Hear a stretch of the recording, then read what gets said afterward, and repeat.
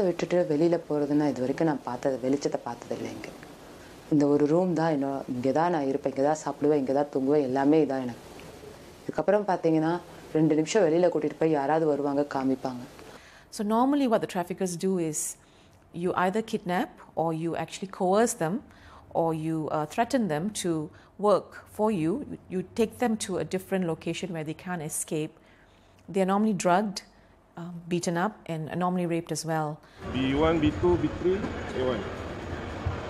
A team from the Malaysian Police Force's anti-trafficking squad raid a karaoke pub on the outskirts of Kuala Lumpur. They've been tipped off there might be underage foreign girls offering sexual services there. The pub is connected by elevated walkways and staircases to adjacent lots and buildings. A warren of corridors leading to rooms quite clearly not used for singing, and some customers keen to hide their identities. They escape if the enforcement officers would come and raid the place. So you see you have a secret door. In the adjoining buildings, police round up the women, euphemistically known as guest relations officers or GROs, and their customers, and bring them back to the karaoke pub. The women working there are all foreign, from Vietnam, China and Thailand. Officers check their passports, and on this occasion, on the surface at least, it appears they are all 18 years or older. The men will be remanded to make statements to confirm they were offered sexual services. The women will all face being deported back to their homelands. Royal Malaysian Police, we find that nowadays that quite a number of teenagers aged 16 to 17 coming in from Vietnam. They maybe come in voluntarily, or maybe they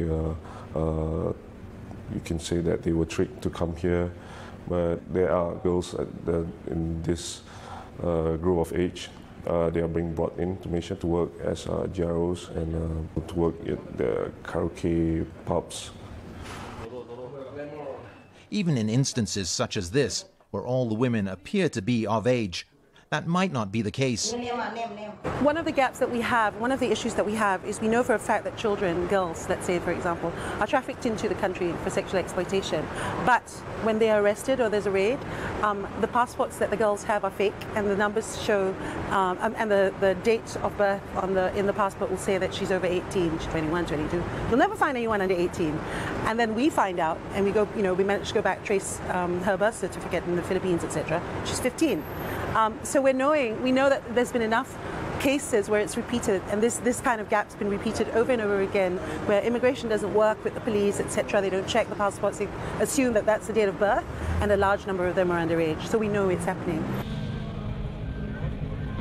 Malaysia is a majority Muslim country, conservative, especially in matters relating to sex. Prostitution is illegal, but it's rampant and not even particularly hidden. It's found in cheap dives and 5-star hotels, in massage parlors, health spas and karaoke pubs, in nightclubs, on the main shopping streets and in the dingy back alleys. Along this road you can see the girls is studying from here. Okay. You can say that yes, prostitution is everywhere in KL. Although it's illegal, but it looks like legal. But underage girls, both foreign and local, are another story. Talked about, rumored, but deeper underground. For my experience, 6 years in driving taxi, I never go through by underage girls go do sex works actually. Never. We asked the man wired with a recording device to take a stroll along the main shopping street of Kuala Lumpur to see what he encountered. Within meters, a pimp approached him. Angka 1.16. Dia cewek umur. Ya. Mana? Saya tak mau budak kecil. Betul tak ada? Ada, tapi lu harga mau pasti okey. Ha? Harga boleh okey. Berapa? Boleh agak. Berapa? 2, 3 aja. Satu jam, lu cakap mau 6 belas, 8 belas umur. Ini bukan senang kali. Saya boleh Tapi kali. kawan saya dulu, saya bukan orang sini, saya orang Kelang. Dia cakap sini boleh apa? Pergi Mentang. Dia cakap orang ni. Yalah, satu rumah dia cakap. Spa boleh dapat lah. Minum itu nanti dia suruh balik. Tapi saya takut saya masuk tarak 16, 18 sama mama. Confirm you 6 belas, 8 belas mau. Lagi putih. Despite those claims and offers, it proved difficult to be able to meet with any sex workers we could confirm were in fact underage. It took several weeks of hanging around brothels and gaining the trust of pimps like this woman. She at first denied any knowledge of underage girls for hire, but later helped us to speak with 3 of them. The first 2 interviews were shot surreptitiously on a mobile phone. And you? Me? Yes. Indonesia. How old are you? Me? 17. The first time you came here was when you were, how old you were? The first time you came in Kuala Lumpur? 16. 15. Yeah. 15. Mama, papa no money. I walked in. How many you see in one night? 3, 4? 5. 5 in one night. Are they Malaysian? Malaysia? The customer? Oh. Or are they Malaysia. Malaysia? America, Australia. Yeah. Your mother and father, they know? No. They don't know? Don't know. I work restaurant. And then you send money? Yeah. Where are you from? Thailand. How old are you? 17. Yeah, why? How long you're in Malaysia? 2 years, huh? If she have customer, she have to call my boss, and then my boss send the girl for her. Another also same. My boss have many broker. They all contact customer and then call my boss. In one office, me have office, and then many telephone there. He just answer the phone and then talking with my driver. Go where hotel, go to see him, like that. Yeah, this is his system. If my boss say, okay, you go this hotel, room number, you will go. And then customer see, okay, if they like you, okay, you're working. And your parents? They don't know? They know. So you have a lot of your customers that are your friends? Yeah. Yes. Yeah. But they know you're 17. Why? And then, because it's no problem. I fuck a lot of Iranian here, you know. Okay. Maybe more than 100, 200. Because 2 years they all come to study here, working here, have business here, transit here, holiday here. Not about only one you. That's why they like to come Malaysia, because Malaysia is very open. For you, when you show your passport, you give money? I don't go by airport. I come by bus. Because Malaysia and Thai is very near. They are good friends. That's why no problem about me. But I give money, 100. They all give me 1 month. 100 ringgit. They know. It's easy. Easy. Put in the passport and. Yeah, something like that. I born in poor family. That's why money important about me. That's now only. If next future, everything enough for me. I also don't want anymore, right? But now it's very important about my family. Money very important now because my family have some problem, right? Even for those girls who are not coerced or forced to do it, the long-term psychological impact of underage sex work can be severe. You learn to internalize that the only thing that is valuable about me is my body. And that's what people want, and that's what I have to offer. So there is already a misappropriation with relationships itself. So sex is the tool in which I understand relationships work. So if I provide sex and my body, then I'm having a relationship with someone. Other cases, there will definitely be post-traumatic stress disorder, intense trauma as a result of these experiences. This Indian girl from Tamil Nadu was tricked into coming here. She agreed to be interviewed. எனக்கு 13 வயசு இருக்கும். இங்கே வந்து நான் 2 வருஷம் ஆக போகுது. 15 வயசு இப்போ நடக்குது எனக்கு. நான் வரும்போது நான் எதுக்காக இங்கே வரேன்னு எனக்கு தெரியாது. என்னை வீட்டு வேலைக்குன்னு கூட்டிகிட்டு வந்தாங்க. ஆனால் இங்கே வந்ததுக்கப்புறம் வந்த உடனே நான் முதல்ல ஒரு வீட்டில் தான் என்னை வச்சுருந்தாங்க. அப்புறம் திடீர்னு 2-3 நாள் கழிச்சு என்னை கூட்டிகிட்டு வந்து ஒரு இடத்துல அடைச்சி வச்சுட்டாங்க. அடைச்சி வச்சுட்டு திடீர்னு வந்து வா உன்னை வந்து கூப்பிட்றாங்க ஒருத்தங்க சொல்லி கூட்டிகிட்டு போனாங்க. கடைக்கு போய் சாப்பிட்லான்னு சொல்லி கூட்டிகிட்டு போயிட்டு அங்கே போனால் வேறு இடம், அதே வீட்டில் வேறு ஒரு ரூமில் போய்ட்டு அங்கே சாப்பாடெல்லாம் கொடுத்தாங்க, தண்ணியெல்லாம் கொடுத்தாங்க. தண்ணியெல்லாம் குடிச்சிட்டு என்ன நடந்துச்சு எனக்கு தெரியும். அப்படியே மயக்கமாக இருக்க மாதிரி இருந்துச்சு. நிறைய பேர் வந்து பார்த்தாங்க என்னைய. பார்த்துட்டு திடீர்னு ஒருத்தவங்க கூட வந்து என்னை உள்ளே அனுப்பிட்டு எல்லாரும் வெளியாயிட்டாங்க. எல்லாரும் போனதுக்கப்புறம் அந்த ஆள் வந்துட்டு என்னை எங்கெங்கேயோ கை வச்சுட்டு என்னென்னவோ சித்திரவதை பண்ணான். எனக்கு வந்து என்ன பண்ணுறதுன்னு தெரியல. என்னால் எதுவும் செய்யவும் முடியல. அந்த நேரத்தில் எனக்கு என்ன பண்ணுறது ஒன்றும் தெரியல. ஏன்னா எனக்கு என்ன நடந்துச்சுன்னு எனக்கு தெரியல. நான் தண்ணி குடித்ததுக்கப்புறம் எனக்கு அரை நினைவு தான் இருந்தது. மயக்கம் வந்த மாதிரி ஆயிடுச்சு. அதுக்கப்புறம் பார்த்தா காலையில் விடிஞ்சு எந்திரிக்க முடியல என்னால். நான் எப்படி படுத்தேன்னு தெரியாது. என்னோடய ட்ரெஸ்ஸு எதுவுமே இல்லை. எந்திரிச்சு காலையில் பார்த்தா இந்த மாதிரி இருந்தது. She says she has to service as many as a dozen men like these in a single night or face the consequences. அதாவது மலேசியாவிலேருந்து வருவாங்க, வேறு நாட்டுங்கள்லேருந்து வருவாங்க. நிறைய பேர் வருவாங்க. அவங்களோட வயசு 25 வயசு இருக்கும், 30 வயசு இருக்கும், 40 வயசு இருக்கும், 60 வயசு இருக்கும். இந்த வயசாலோட நான் போக முடியாது, இவங்களோட நான் இருக்க முடியாது.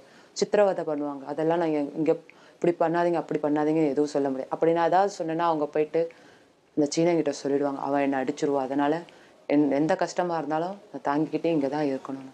என்ன வயசாக இருந்தாலும் நான் ஒன்றும் பேச முடியாது. அவங்க வந்து கஸ்டமர் வந்து இதை செய் அதை செய்ய, இதை வந்து இப்படி பண்ணு, அதை வந்து அப்படி பண்ணு. நம்ம வந்து ஒரு பொம்மை மாதிரி நடத்துவாங்க, லப்பர் மாதிரி நினச்சிப்பாங்க நம்மளே. இந்த பக்கம் திரும்பு அந்த பக்கம் திரும்பு அப்படி.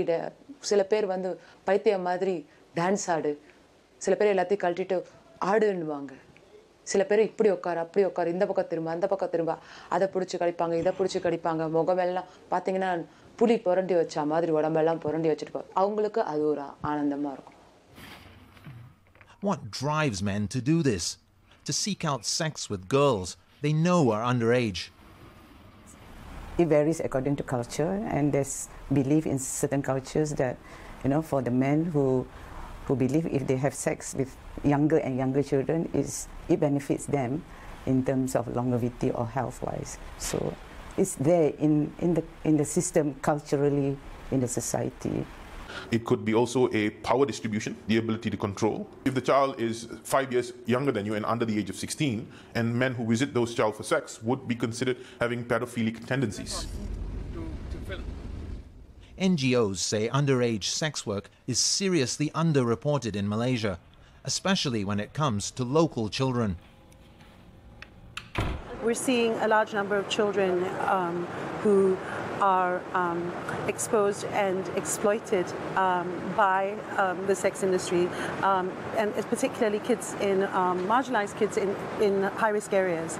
And I'm actually seeing a growing number of children that we're seeing on the streets, and it's actually getting harder to reach them because the syndicates and the gangs and the groups and stuff have already gotten to the kids so much faster so that they don't need so many things from us. They don't need shelter, they don't need food, they don't need education, they don't want to go to school.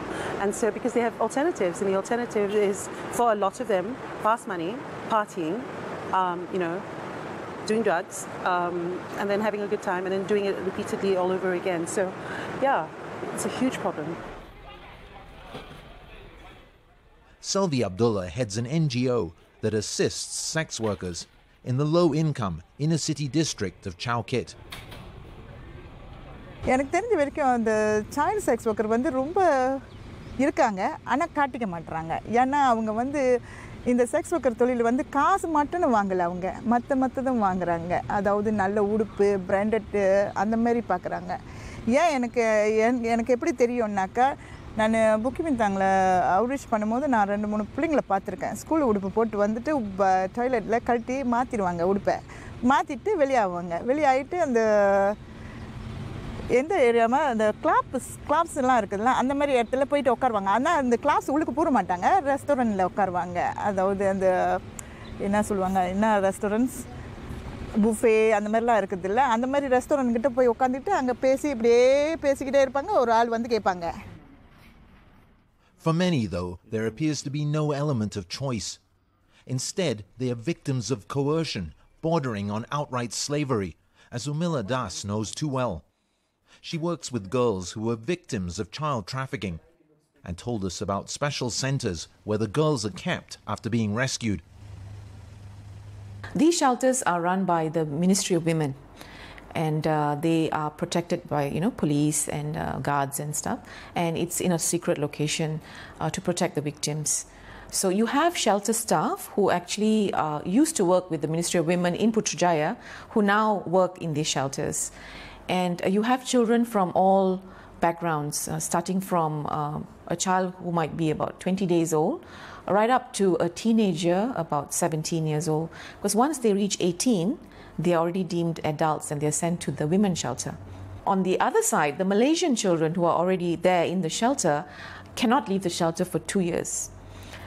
When I asked why that was, according to the government, they said that it's for the child's protection because the traffickers are still out there. And sometimes you might get the trafficker, but their associates might be around. That was the reason why I chose. Das has heard first-hand horrific accounts that reveal the depth of the problem and the impact on the victims.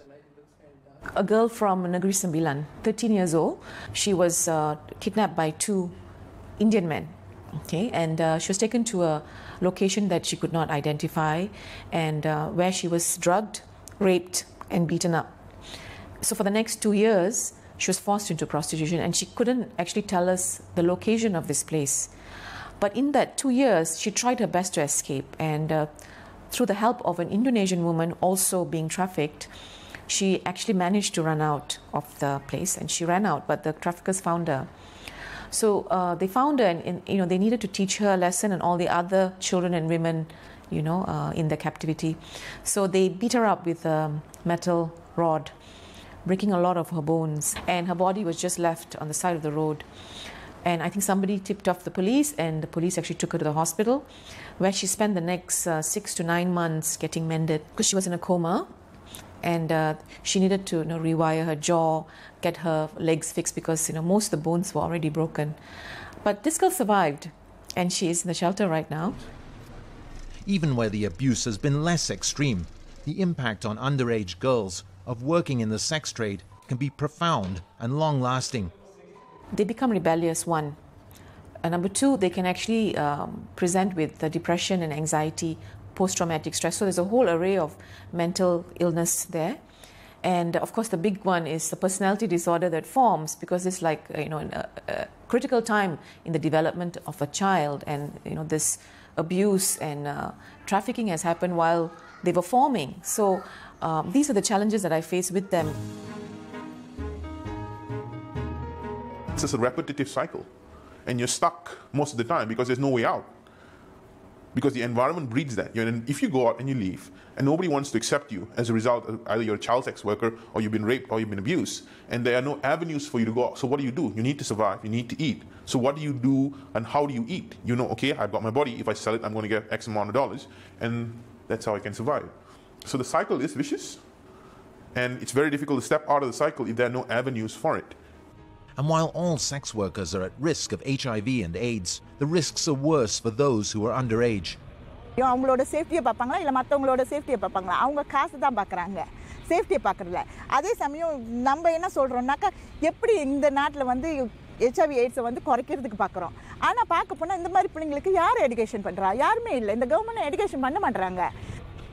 NGOs are looking to work more closely with the authorities to tackle the child sex trade. There's a trust issue. I mean, I think it's a long time coming. I think we just had our first meeting, and I've been doing this for 6 years.